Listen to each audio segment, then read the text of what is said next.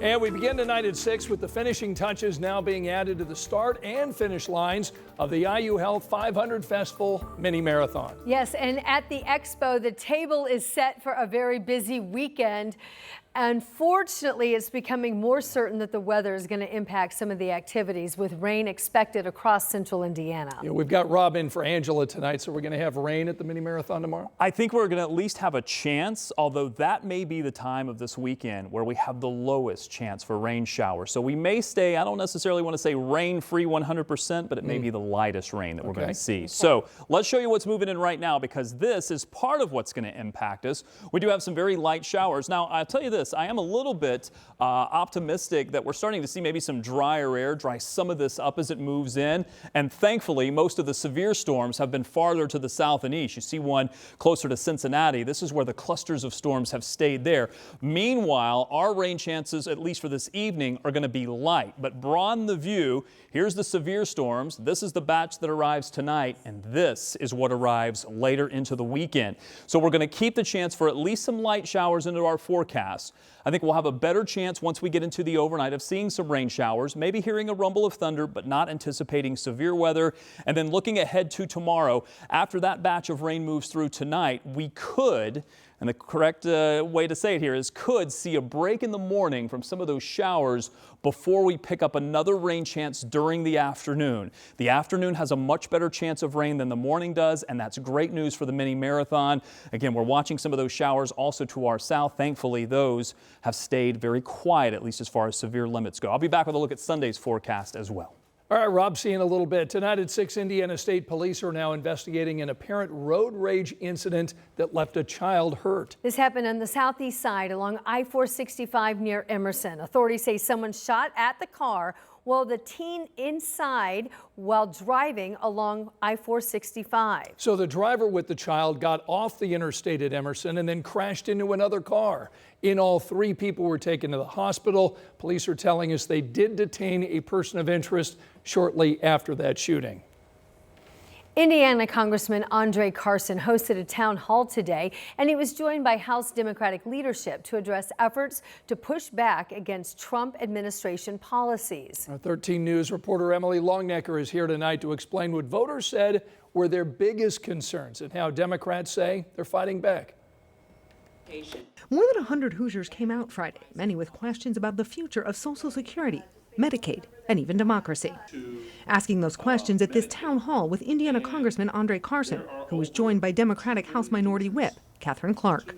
Both told voters Democrats are not letting up when it comes to pressuring the Trump administration and congressional Republicans over actions like recent federal employee cuts by DOJ and funding freezes.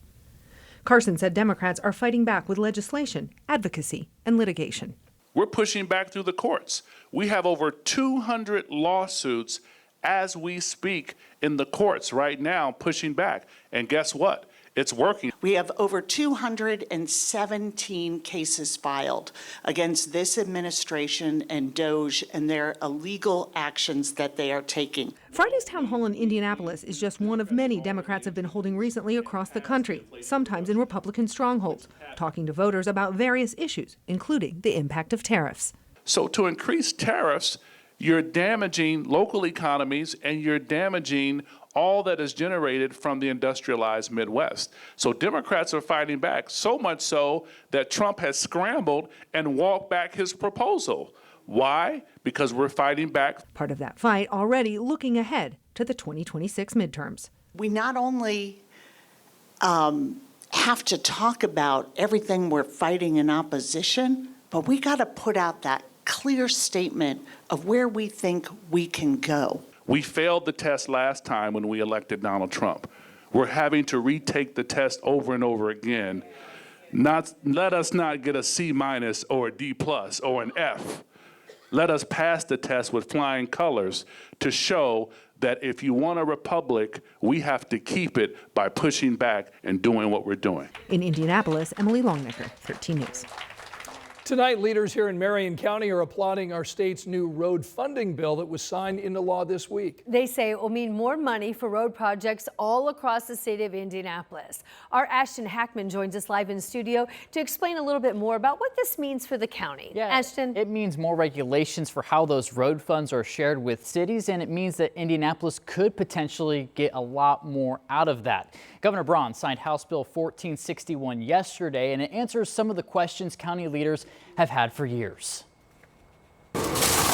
Starting in 2027, Marion County could get up to $50 million in road project grants, but must match those funds in order to get the money. They could do that by either raising vehicle taxes, delivery vehicle taxes, or property taxes, something City County Council nor the mayor has answered whether they will do. But it's what the state would do with leftover funds that has county leaders excited.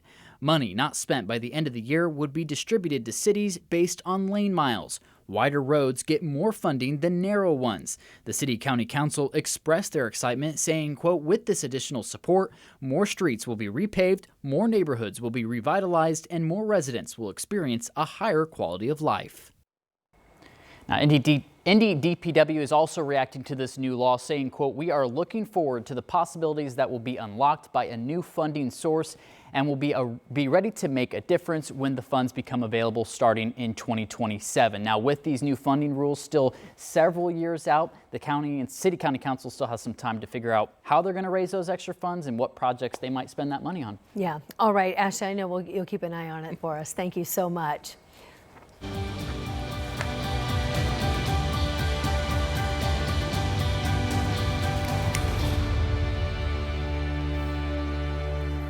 Well, we are counting down to the IU Health 500 Festival Mini Marathon tomorrow here in Indianapolis. This is the 49th running of the race, which is sold out this year. Our Samantha Johnson spent today with runners and walkers inside Lucas Oil Stadium at Packet Pickup. Hey, Sam.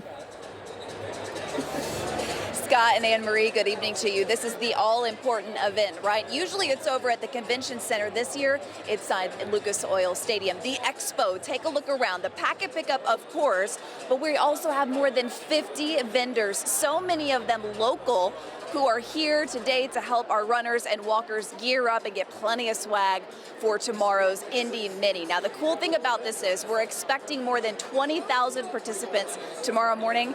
And check them out. Where are you from? They're from all across the country. We have every corner of America covered in this race, which is so exciting. And today I had the chance to ask several of them, several of the old timers, as they say, what their favorite part of traveling into Indianapolis is for the Indy Mini. I run the Mini just about every year, and I grew up here in Indiana, so it's back home again in Indiana. It's a fun race. The atmosphere, you get to run on the track. It's fun. I love it. I think the best way to explore a city is running, and so I think it'll be a fun way to see the city. Well, we certainly welcome everyone who's in town this weekend for the Indy Mini. I'm rooting for a runner from Michigan who couldn't be here today. So let's see if I can add that one in right there. There we go. Perfect. If you still need to come down and pick up your packet or even just come to the expo, you don't have to be a runner or a walker to join. You have until 8 o'clock tonight. So Anne Marie and Scott, the clock is ticking, but as a reminder, you can catch our live coverage tomorrow morning on 13 News. All right, thanks so much. And don't forget, Sam, we gave you a shopping assignment, and we'll be interested to see what you picked up. All right, thanks so much, Sam. And if you missed the race or you just want to watch it again, we'll be streaming on demand on WTHR+. And we'll also be streaming the finish line camera along with the impact of road closures because of the race. You can download our WTHR+ app right now. Want to let you know the stream is free. Well, the Indiana Fever could be without superstar Caitlin Clark tomorrow when they open the preseason here at home. It was just late this afternoon, the Fever announcing today that Caitlin Clark is officially questionable, citing a left leg injury. They're set to take on the Mystics tomorrow from Washington at 1 o'clock at Gainbridge Fieldhouse downtown. Fever not providing any specific details on this left leg or if Caitlin Clark could miss extended time in the preseason. And tonight we're also watching how this all could impact impact her status for the team's upcoming trip to Iowa City Sunday. That's where they're going to play the Brazilian national team at Caitlin's alma mater, the University of Iowa. Our Eli Gain will be at that game tomorrow, and then Dom is headed to Iowa City on Sunday.